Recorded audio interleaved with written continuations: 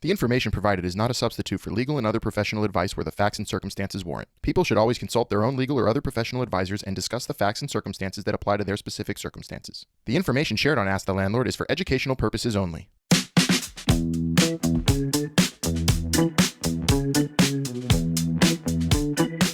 Hello, everyone, and we're back with another episode of Ask the Landlord with our favorite landlord, Albert Dweck.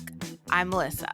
I'm one of Albert's producers and a former New York City renter. And together, we're going to be asking this landlord some questions. All right, Albert, my question today is more of a conversation. I want to know a little bit more about supers. Who are they? What is their job? When can I call them? And I got a lot more questions. So Super. Yeah. So that's But super duper. This is a super duper episode of the. It's of the super. And I think that's a great question. Like as a tenant, you're thinking, oh, I'm living here. What do I get the landlord to fix, and how does that happen? You know, Mm-hmm. what sort of support staff do I have that could help me here? And like, Right. how do I think about like what gets fixed in my apartment? Mm-hmm. Yeah. I'm with you. So does that capture it sort of? No, like who Oh, does every building have a super? right. So, well, every building needs to have someone, even if it's the tenant themselves, that's going to take care of something Okay. if something breaks. So there are laws and rules with respect to buildings that are a certain size in certain places. So usually, like 1 to 4 family homes have different rules than usually more than that, Mm-hmm. typically in different places in the country. And then if a building has a certain number of units, then the landlord is required to have someone within a certain radius that takes care of the property, right? For Okay. whatever reason. Okay. And where I'm saying that is also in the lease, like the landlord would say that. One example is, let's say it's a single family house or 2-family house or whatever. Like my daughter, is living with some friends, and the landlord says, you have to shovel the snow. Okay. So, like in the lease, it says who shovels the snow. Right. If not, then like in my buildings, the tenants don't shovel the snow. We have people that do that. So the super is going to shovel the snow and salt or whatever. Mm-hmm. So my point of saying that is that there are some of the rules that need to be are delineated in the lease as to who's responsible for what. Right. So assuming that most of the stuff is common sense and that some of those things that were not clear, you clarified for yourself, like you could ask questions with the landlord, like I did when I moved into my apartment. I'm like, oh, so I have to take out the garbage myself? Where do I put it? Mm-hmm. Because we lived in another building where we would just throw the garbage down the chute and the super would take care of it to put it Mm-hmm. out. But here, I actually got to take it out to the curb. Oh, and even like in my office building, I have a guy that comes and picks up recycling in the morning and uh, trash in the afternoon. So you're like, oh, that's how that works. I don't have to take it somewhere. And then we say, well, what if I have trash that doesn't go in this? Then he goes, oh, take it out, put it over there. Okay, you got to know those things, right? Now you're in your apartment. I'm going to paint a picture so that we could have this conversation in a more specific way. So you're in your apartment and you made a deal for your lease and you're saying everything's supposed to be in like working condition, Okay. right? So you walked in, you moved in, everything sort of works. Your Right. oven, dishwasher, and that's the deal, right? Now, and I'm going to say more common things like common sense is also that your agreement is that if you use things the proper way, take care of them the proper way, then normal wear and tear, you're not responsible. Right. We've talked about that. If you do something that's doesn't, that's outside of the normal use of this, and it breaks because of your extraordinary action, then then you're responsible. But for the most part, let's say your stove, you're using your stove and all of a sudden it doesn't work. Right. What do you do? You're I not call going my to. super. Your No. responsibility. It's not your responsibility to fix it unless it says so in your lease. Right. So typically, it's you call the landlord and you say, "Hey, my stove is broken." Mm-hmm. So the landlord would send in the super, unless you knew how to like. So now you're telling to me, Al, should I go on YouTube and learn how to fix my stove? You could do that, but that's not your thing. You have a job. You're paying rent. Right. You I know, could cause further harm. you got involved in a building, and the lease says, "Oh, this is supposed to." So the landlord's got to take care of that issue. Mm-hmm. Plus, Definitely. in reality, we said this happens in reality. You have people coming over. It's a holiday, or your parents are coming in from out of town. They're visiting. You're cooking dinner. You're whatever. You're like, I don't have an oven. I got to get it fixed right now. What am I going to do? Like, I Right. got to get the guy. And then, so the super, either he can fix it or not, or he has the part or not, or he can get the part, or if not, we have to get a guy that fixes that. Okay. Or you get a new oven. All this has to happen like right away, especially for you, because we have like a concern about, this being a very important time that you have to get this done. Right. Although it's not an emergency like we discussed on previous podcasts, but Right. it's But it's urgent. right. The chicken was only halfway cooked in the oven. It has to finish. Yeah, what am I going to do? Like I don't know. so that becomes a thing, like in Right. anybody's house, right? Right. So that would be something you would call the super, you would, and then Absolutely. obviously there's a protocol, and these days with computers and whatnot, we prefer that our residents, and we give them this, they have a portal to report, to pay their rent, to report issues, and then our team, deploys the supers, and the supers check the portal, and they go and they highlight what they've done, and they take pictures of that and put it there. So there's like a coordination.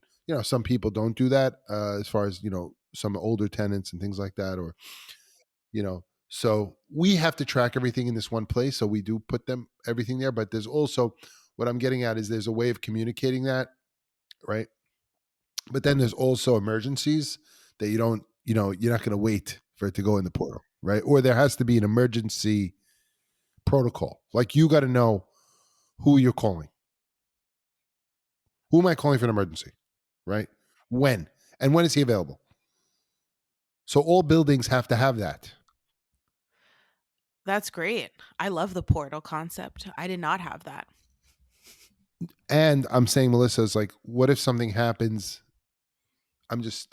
What if you lose power in the middle of the night? What do I do? Who hit, right? Who do you call? Right. It's 4 a.m. What do I do? Right. You got to have a guy that gets called. Like, so that's a question you ask your landlord. You say, listen, what if something happens in the middle of the night on a whatever, and who's on call? And the landlord tell you, you call this number in case of emergency. Okay, good. Oh, we're going to respond right away. That's what we have here. It's like, I'll get a call, or whoever's on call. Like, I have a rotating. So we have 9 to 5, right? 9 to 5, 5 days a week, pretty much, is when the people work. Then the supers are off on the weekends, but there's a rotation. Like, somebody's on call for emergencies. That's good. So we're in emergency mode. There's always someone around, that we have like a rotation where one of the guys is on call every week. Right. So some places you have to take out your own trash. Some places the supers collect the trash from a certain trash area where you take them out. Wherever that is, that's something, right? Some supers can do these minor repairs. Like, they'll be the first line of defense. Like, we have in our apartment, we have water coming in from one of the windows when it rains a lot. So my wife's like, oh, what do we do? I'm like, oh, we're going to have the super look at it and then make recommendations. I don't think he can handle it, but he's going to make recommendations to the management company about how to solve it. It's not an emergency today, but that's something the super would look at. Right. Let me ask you this. In New York, I know a lot of these old buildings don't have air conditioning, right? So let's say I just moved in and I want a window unit put in. Is that something my super can do? Or do I have to do that? Because I don't want that falling on a person on the Usually, street. yeah, usually you want someone professional that knows how to put that in. Mm-hmm. And there's these brackets also that they make you use in New York City. Mm-hmm. Did you Yeah. know that too? That's like a special thing Like, in some yeah. places. I don't think I You've knew seen that, it. but I've definitely seen them. Yeah. It's Oh yeah. actually like a law. That's good. And the insurance company makes you do it too. So not only the city inspect, but the insurance company. So yeah, so you want it professionally installed so it doesn't fall on somebody, or it's not leaking in the wrong place or whatever it is. And you know how these air conditioners, they drain. You want to make sure they're draining properly, and they're not damaging the building. So yes, we prefer that we would install them, have our people install them. And again, it's in your air conditioning is usually, it depends on your lease. It'll say that it's, the landlord, and how it's dealt with is it'll say the landlord provides heat, let's say, right? Right. Doesn't say anything about air conditioning, Right. That's right? why. So now you come with this great question. You're like, I want an air conditioner, Who's but gonna put it in? who's going to put it in? So, you might make a deal with your landlord up front and say, listen, what if I have to put this in? And your landlord say, we'll put it in, but we'll charge you $25 or something like that. Some reasonable amount of money Right. that covers the cost of putting it in for the landlord, but it should be professionally done. The short answer is it's your responsibility depending on what the lease says. And then it should be done professionally so that, or in a manner that is safe, obviously. And I know that as being a landlord myself, I'd like to make sure that gets done the right way. Oh yeah. Now, people are capable of doing that. Like, you can probably do that if you follow the rules. You could do it yourself, but I'm not Yeah, I'm not either. I'm not gonna do that. Right. So you call for help and pay for it. Is it appropriate to tip your super? What's that? What is that We, to tip I them? think that's great. For the tenant to tip. Yeah. I think that's nice, to, again, acknowledge people, acknowledge that they're part of your community. They're part of the people that you need to live. And Right. it's good to have a good relationship with them.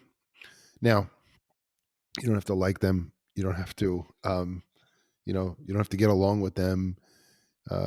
But you sort of want to have a cordial relationship with them because, they're there and it's sort of part of the game, right? So I think acknowledging that they do work and that it'd be nice to tip them or do something nice for them. We tip our supers where we live and in the buildings where we work. We have to, we do that certainly when they do something special for us, but definitely at the holiday time we do. So because supers are people and they have families and Yeah. you know they They they do a work lot. hard. They do. Mhm. They're there for you to take care, and supers that I value my team very much, and they've been with me a long time, and they're there for me, and I care about, and they care about where they work, and they want to do a good job, and they care about the residents, and that's special, and that takes time to build, and um, when they're treated well, I appreciate that, and when they're not treated well, I also I that bothers me. So, and if they're out of line, I'll tell them they're out of line. So it's my job to make sure that they're also there for the people in the right way. That's How's- great. Is all that I helpful, Melissa? Very helpful. Very helpful. Do you know off the top of your head, you mentioned there was a radius for how close a super needs to be. What's that radius? Do you know? Because I didn't know anything about that. So I recall in New Jersey, I think it was like within like a 10-minute, being at the property in 10 minutes or something like that, something like nearby. Hmm. Um, Yeah. I know it. I recall. I don't see this in New York, like because we have it's such a, how do you say, tightly packed, dense Is it? No, meaning the whole No, city. I know. I'm kidding. So you're only 5 miles away from something in an Anything. hour. So it's hard to Right. tell somebody, oh, be 10 minutes away when it might take you an hour to get a block. I know. I remember in New Jersey, if something was over a certain amount of units, someone had to be within 10 to 15 minutes away, and and that person's name had to be written down on on the official contact for the building. And we have that in these buildings that we manage. The city makes you put, oh, this is the super, this is who to contact, this is how you contact an emergency. So that's really downstairs. That's Usually in the great. lobby of the building. Right. That's real. I just checked because I was curious if I still had my super's phone number, and I do. So shout out to Paul from the Lower East Side about 9 years ago. Thank you for installing my TV and everything. I know. So I do remember, it was a long time ago, but I did have a relationship with him, which I'm very thankful for, because he did install I remember he put the brackets up for my TV, like hanging it on the wall. I'm sure he did a lot and I don't remember, but thank you. Yeah, that's really nice to Yeah. say. But And yeah. so I think they can do extra jobs and stuff as long as they, as long as it works with their schedule. So that's good to know. Yeah. So if they're available, like they could be a handyman, Oh, but super. not. Yeah, with super. To some extent, yeah, within reason they of can. course. Moonlighting, that's what that is, I guess. Like, so if they have capacity or if they have time on the weekend and it works out, that's fine. Mm-hmm. And just a disclaimer, I know we hear some banging in the background. You are in New York City, so it's normal. So sorry to all the listeners out there, but that's the pipes That's the pipes banging. This is like so there's no human doing that. That's just the pipes themselves. Yes, that's just the pipes. I can't control that, and it's what that is. No, usually it's okay. The hot water going through the pipes and meeting cold air, causing some banging. Ooh, science lesson, everyone. And I just don't have.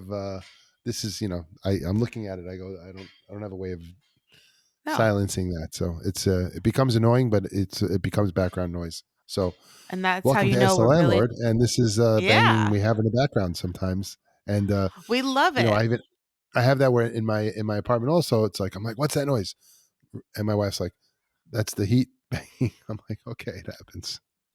Yeah, just so we know it's not haunted, right? No, could be, but we don't know. All right. Thank you so much, Albert. It was super. It was great. Supers are people too, as you said. So it's good to like form relationships with anyone it's allowed that in your building. So you're in good hands and, you're taken care of. I think that's a good feeling to have. Yeah. I think treat people well, treat people how you'd like to be treated. The golden rule is the ultimate, the way to think about things. It's like, do unto others as how you would have done to you. So that's the way I think that's a great way to live. Absolutely. Both ways. Yeah. Thank you, Albert. Thank you so much. You got it. For more episodes, please subscribe to Ask the Landlord on your favorite podcast platform. We'd appreciate it if you left a review on Apple Podcasts. If you'd like to watch the show, check out our Ask the Landlord YouTube channel. If you have a question for Albert, feel free to contact him on Instagram at Ask the Landlord and check out his TikTok at Ask the Landlord. Bridging the gap between landlords and tenants, this has been Ask the Landlord. Thanks for listening.